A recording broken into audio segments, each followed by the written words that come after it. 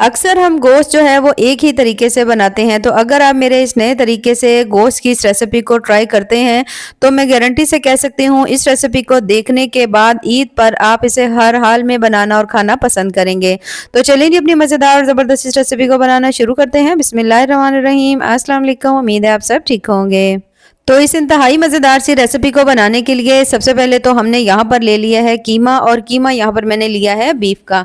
आधा किलो आपने यहाँ पर ले लेना है कीमा, और उसके साथ आपने आधा किलो ही यहाँ पर ले लेना है गोश्त। यहाँ पर जो गोश्त है वो आपने ले लेना है यहाँ पे बोनलेस, अगर हड्डी वाला भी होगा तो कोई मसला नहीं, आधा किलो ही आपने गोश्त ले लेना है। और सेम इसी तरह से आधा किलो ही आपने यहाँ पर कलेजी ले लेनी है। तीनों चीज़ें जो है ना, यहाँ पर मैं बीफ का यूज़ कर रही हूँ तो मैंने बीफ लिया है। आप सेम इस रेसिपी को मटन से भी बना सकते हैं, चिकन से भी बना सकते हैं। अच्छी तरह से धो लीजिएगा, किसी छन्नी वगैरह में रखिएगा ताकि एक्स्ट्रा पानी ब्लड जो है इसके अंदर से निकल जाए। अब यहाँ पर आपने ले लेना है 1 कप दही का, ठीक है। दही लेने के बाद अब आपने इसमें 1 चम्मच जो है ना नमक डाल देना है। नमक डालने के बाद आधा चम्मच आपने इसमें डालनी है हल्दी, आधा चम्मच मैं यहाँ पर डाल रही हूँ लाल मिर्च, ठीक है। अगर तीखा ज़्यादा पसंद करते हो तो थोड़ी मिर्च जो है वो ज़्यादा भी ऐड कर सकते हैं। बिल्कुल थोड़ी सी मैंने इसके अंदर शामिल कर दी है 1/3 चम्मच जो है ना काली मिर्च। आधा चम्मच हमने इसमें डाल दिया है मिक्स गरम मसाला। इन सभी चीज़ों को डालने के बाद अब हमने इसमें शामिल कर देना है घी डाल लीजिए या कुकिंग ऑयल डाल लीजिए। तो मैं इसे बना रही हूँ मस्टर्ड ऑयल से, तो इसलिए आधा कप जो है मैं इसमें शामिल कर दूंगी मस्टर्ड ऑयल।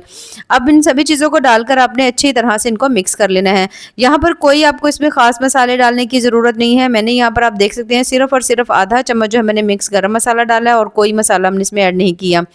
यहाँ पर आपने इन तमाम चीज़ों को इतनी अच्छी तरह से बीट कर लेना है कि जो दही है इसमें कोई लम्स वगैरह नहीं हो, बिल्कुल स्मूथ ये देखिए इस तरह से हो जाए। और जो हमने इसके अंदर डाला है ना घी, वो भी अच्छी तरह इसके अंदर मिक्स हो जाए। अब यहाँ पर जो हमने रखा हुआ था कीमा रखा हुआ था उसे आपने इसमें डाल देना है। सेम इसी तरह से जो गोश्त था वो भी आपने इसके अंदर शामिल कर देना है। अच्छा, यहाँ पर अगर जो गोश्त है ना वो आप थोड़ा बढ़ाना भी चाहे ना तो वो बढ़ा सकते हैं, ठीक है, यानी इसकी मिकदार को, क्योंकि इसका टेस्ट आपको इस रेसिपी में बड़ा कमाल का मिलेगा। उसके बाद हमने इसमें शामिल कर देनी है कलेजी। अब तीनों चीज़ें जो है ना वो आधा आधा किलो है, ठीक है। तीनों को आपने इसमें डाल देना है। अब डालने के बाद आपने इसमें शामिल कर देनी है थोड़ी सी सब्ज़ मिर्चें बिल्कुल बारीक कटी हुई आप इसमें डाल लीजिएगा। तकरीबन जो सब्ज़ मिर्चें ना 4 से 5 अदद होंगी, ठीक है। अब आपने इन तमाम चीज़ों को यहाँ पर कर लेना है अच्छी तरह से मिक्स। अक्सर जब हम गोश्त बनाते हैं तो सभी चीज़ें जो है वो अलग अलग बनाते हैं, जैसे कीमा है, कलेजी है, गोश्त है। लेकिन अगर आप मेरे इस नए तरीके से इसको बनाते हैं तो मैं गारंटी से कह सकती हूँ आपको ये तरीका बहुत बहुत ज़्यादा पसंद आने वाला है, क्योंकि टेस्ट आपको बड़ा लाजवाब मिलने वाला है। यहाँ पर तमाम चीज़ों को आपने मिक्स कर लेना है। मिक्स करने के बाद अब आपने इसको रखना है मैरिनेट होने के लिए। अब कम से कम भी कोशिश करिए तो इसको 1 से 1.5 घंटा ज़रूर रखें, तो उससे ये होगा कि बहुत बहुत अच्छा फ्लेवर आपको इसका मिलेगा, ठीक है। तो यहाँ पर मैंने इन तमाम चीज़ों को मिक्स कर दिया। मिक्स करने के बाद कम से कम भी मैं इसे 1 से 1.5 घंटे के लिए छोड़ दूंगी ताकि तमाम चीज़ें अच्छी तरह सेट हो जाएं। जब तक इसको हम ढाँप करके रखते हैं, यहाँ पर हम ले लेते हैं 1 अदद कढ़ाई, और उसमें शामिल कर देंगे बिल्कुल थोड़ा सा आपने इसमें ऑयल डाल देना है, और उसमें डाल देंगे 2 अदद मीडियम साइज़ के प्याज। प्याज डालने के बाद अब हमने प्याज को हल्का सॉफ्ट होने तक पका लेना है। जैसे ही आप देखें जो प्याज है उसका कलर हल्का हल्का लाइट ब्राउन होना शुरू हो चुका है, तो फिर हमने इसमें डालने हैं यहाँ पर टमाटर। अब जो टमाटर है वो यहाँ पर मैंने ले लिए थे 3 अदद, ठीक है। बड़े साइज़ में हो तो फिर आप 2 भी ले सकते हैं। 3 अदद मीडियम साइज़ के टमाटर जो थे उसको इस तरह से करके मैंने मोटा मोटा सा कट कर लिया था, उसे भी आपने इसमें डाल देना है। टमाटर डाल करके इनको भी आपने हल्का सॉफ्ट होने तक पका लेना है। तो जैसे ही देखो कि टमाटर भी हल्के हल्के सॉफ्ट होने लग गए हैं, तो आपने इसमें शामिल कर देना है लहसुन, और उसके साथ ही आपने इसमें अदरक भी डाल देना है, ठीक है। तो इन सभी चीज़ों को डालकर अब आपने तमाम चीज़ों को पकाना है कुछ देर के लिए, जब तक कि तमाम चीज़ें जो है ना वो हल्की सी सॉफ्ट नहीं हो जाती। यहाँ पर जो प्याज है, टमाटर है, इन सभी चीज़ों को आपने हल्का नहीं पकाना बल्कि बहुत अच्छी तरह से पकाना है। इसी पकाई के दौरान ही हमने इसमें डालने हैं कुछ मसाले। तो सबसे पहले आपने आधा चम्मच जो है ना इसके अंदर डाल देना है साबित धनिया। आधा चम्मच आपने इसमें साबित जीरा डाल देना है। 3 से 4 अदद लौंग डाल देंगे। थोड़ी सी बिल्कुल इसमें काली मिर्चें डाल देंगे। 1 अदद आपने इसमें दालचीनी का पीस डाल देना है, और इन मसालों को आपने अच्छी तरह भून लेना है। जब तक जो प्याज है तमाम चीज़ें जो हैं वो सॉफ्ट होंगी, तो जो हमने इसमें थोड़े से मसाले ऐड किए हैं ना वो भी अच्छी तरह पक जाएंगे, और उनका भी आपको जो टेस्ट है ना वो बड़ा अच्छा मिलेगा।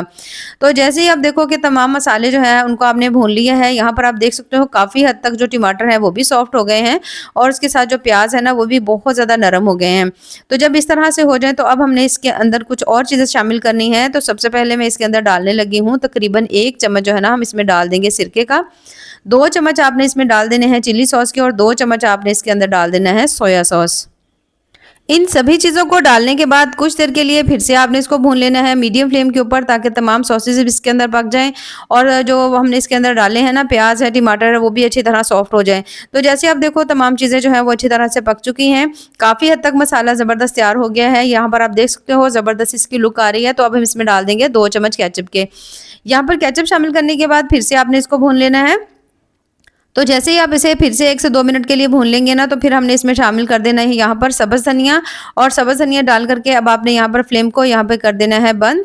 और इस तमाम मसाले को आपने अच्छी तरह से कर लेना है ठंडा, और किसी मिक्सी में डाल करके इसका फाइन सा पेस्ट तैयार कर लेना है। अब यहाँ पर जो गोश्त है कम से कम इसे पड़े हुए 1.5 घंटा हो चुका है। यहाँ पर आप देख सकते हो ज़बरदस्त सा मैरिनेट हो गया है। अब इसे पकाना स्टार्ट करेंगे। बहुत हल्का सा आपने डालना है कढ़ाई में ऑयल, और उसके बाद ये जो मैरिनेट किया हुआ गोश्त है वो तमाम आपने इसके अंदर डाल देना है। अब यहाँ पर आपने इसको पकाना कुछ इस तरह से है कि पहले तो आपने मीडियम टू हाई फ्लेम के ऊपर आपने कुछ देर के लिए इसे पकाना है। तो उसके लिए हल्का सा इस तरह मिक्स कर लेंगे। मिक्स करने के बाद अब हम इसके ऊपर लगा देंगे ढक्कन, और ढक्कन लगा करके कम से कम 5 मिनट के लिए हम इसे छोड़ देंगे, ताकि जो गोश्त है ना वो अच्छी तरह से पकना शुरू हो जाए। अब 5 मिनट मुझे यहाँ पर हो चुके हैं। 5 मिनट के बाद आप देख सकते हो माशाल्लाह गोश्त जो है वो ज़बरदस्त सा पकना शुरू हो चुका है, ये देखिए इस तरह से, और काफ़ी हद तक इसके अंदर जो है ना वो पानी भी है। तो अब ये जो है ना गोश्त ये बीफ का है, तो इसलिए हम इसके अंदर शामिल करेंगे थोड़ा-सा पानी और, ताकि जो गोश्त है वो अच्छी तरह से गल जाए। अब डिपेंड करता है गोश्त के ऊपर, अगर ज़रूरत हो थोड़ा ज़्यादा पानी डाल लीजिए। यहाँ पर मैंने 1 गिलास गर्म पानी डाला है, ठीक है? ठंडा पानी नहीं डालना, गर्म पानी डालना है। अच्छी तरह आपने इसको मिक्स कर लेना है। जैसे मिक्स कर लेंगे उसके बाद ढक्कन लगा देंगे, और इसे हम पकने देंगे जब तक गोश्त और तमाम चीज़ें अच्छी तरह से गल नहीं जाती। अगर आप चाहें तो ये तमाम चीज़ें जो है ना आप कुकर में डाल करके भी जल्दी बना सकते हैं, ठीक है? तो इसे मैं ढाँप दूँगी, 1 से 2 दफ़ा इसे अच्छी तरह चेक कर लेंगे।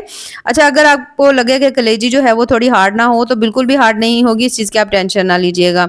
अब यहाँ पर तकरीबन इसे पकते हुए 25 से 30 मिनट हो चुके हैं, और आप देख सकते हो काफ़ी हद तक जो पानी इसके अंदर से ड्राई हो चुका है। अब आपने इस यहाँ पर आप कोई भी बोटी निकाल करके भी चेक कर सकते हैं कि गोश्त जो है वो गल गया या नहीं। तो मैंने इसे चेक कर लिया था, गोश्त बहुत अच्छी तरह से गल चुका है। अब हमने इसकी भुनाई करनी है, ठीक है? क्योंकि हमने इसकी स्टार्ट में बिल्कुल भी भुनाई नहीं की, क्योंकि इसके अंदर अच्छा खासा पानी था, तो इसलिए उस पानी को ड्राई ही करना था। तो अब आपने इसको इतनी अच्छी तरह भूनना है ना कि ये जो तमाम चीज़ें ना अच्छी तरह उसकी भुनाई हो जाए, ऑयल जो है वो सेपरेट हो जाए।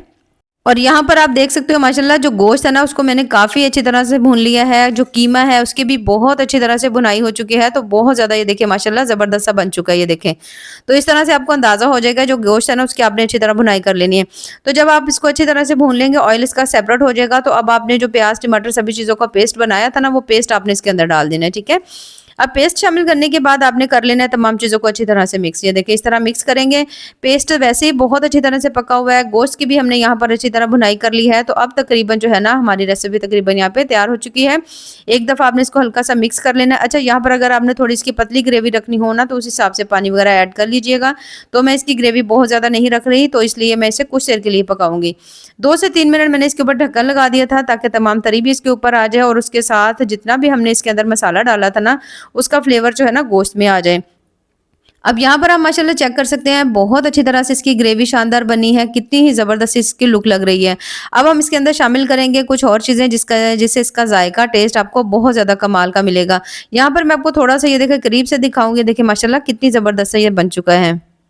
तो जब इस तरह से गोश्त आपका तैयार हो जाए, तो आपने इसमें डाल देना है 1 चम्मच कसूरी मेथी डाल देनी है।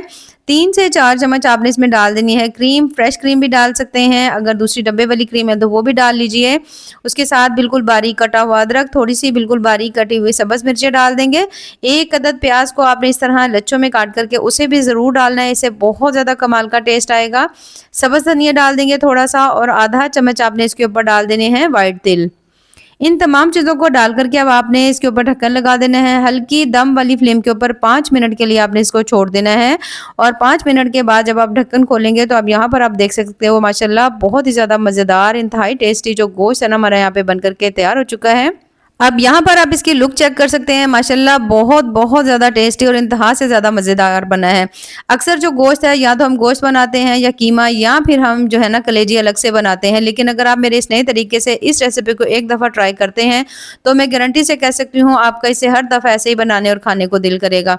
अब यहाँ पर आप चेक कर सकते हैं माशाल्लाह जो ग्रेवी है उसकी कितनी शानदार बनी है, जो गोश्त है बहुत अच्छी तरह से गल चुका है। कलेजी भी जो है उसे भी मैं आपको तोड़कर दिखाऊंगी, बिल्कुल भी हार्ड नहीं है, यानी वो भी बहुत ज़्यादा सॉफ्ट बनी है। तो यहाँ पर हम इसे निकाल लेते हैं किसी भी प्लेट में। और अब यहाँ पर आप देख सकते हो माशाल्लाह बहुत ही ज़्यादा टेस्टी इंतहाई मज़ेदार सा जो गोश्त है, कीमा है और उसके साथ कलेजी तीनों को हमने मिक्स करके बनाया है, जो कि बहुत ज़्यादा शानदार बना है। तो आप इस रेसिपी को सेम इसी तरह से ज़रूर ट्राई करिएगा और ट्राई करके हमें कमेंट्स में ज़रूर बताइएगा कि आपको हमारी आज की जो रेसिपी है वो कैसी लगी। अब यहाँ पर मैं आपको इसे थोड़ा-सा चेक भी करवाऊँगी कि गोश्त और जो कलेजी है वो कितनी अच्छी तरह से गल भी चुके हैं। और यहाँ पर आप देख सकते हैं माशाल्लाह बहुत ज़्यादा मसालेदार ये देखिए इस तरह से जो बीफ है ना ये देखिए बन करके तैयार हुआ मसाला बहुत अच्छी तरह से लगा हुआ है और इंतहा से ज़्यादा ये देखिए गल चुका है, ये देखिए ज़बरदस्त गल चुका है। सेम इसी तरह से जो कलेजी है यहाँ पर आप देख सकते हो वो भी बहुत अच्छी तरह से सॉफ्ट हो चुकी है। तो ज़रूर ट्राई करिएगा, बाकी दुआ में याद रखिए। अल्लाह हाफिज़।